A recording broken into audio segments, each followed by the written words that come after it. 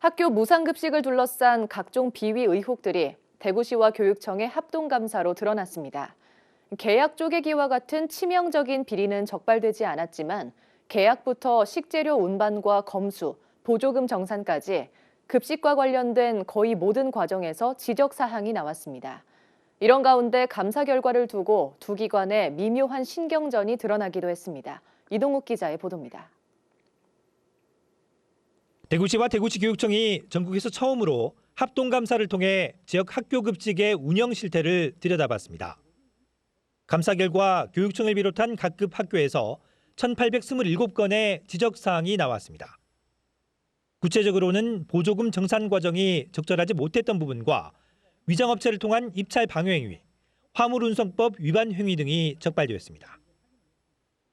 학교 급식 계약 낙찰률을 높이기 위해 가족 간 업체 등록 또는 그런 위장업체 설립 후에 입찰 및 계약 의혹이 있는 15개 업체에 대해서는 현장 조사 및 서류 확인 등을 통해 확인되어 입찰 방해죄로 수사 의뢰할 예정입니다.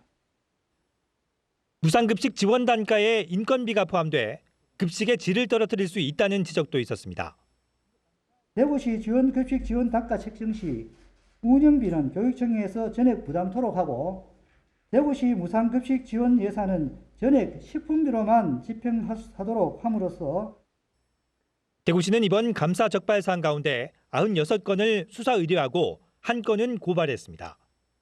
또 관련 직원 27명 가운데 학교 직원 24명은 교육청에 통보하고 시 직원 3명은 감사위원회를 열어 문책하기로 했습니다. 같은 시간 대구시 교육청도 합동감사 결과를 발표했습니다. 하지만 결과를 보는 시각은 판이하게 달랐습니다. 같은 시기 합동으로 감사를 진행했지만 대구시는 위반 사례를 1,827건으로 교육청은 224건으로 각각 다르게 발표한 겁니다.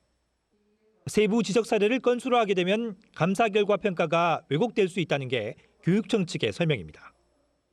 통상 감사 결과 발표 시 경고 몇 건, 주의 몇 건 등 처분 건수를 기준으로 발표합니다. 하지만 대구시는 이번에 세부 지적 사례를 지적 건수로 표시하여 221건을 1,821건으로 계산하였습니다.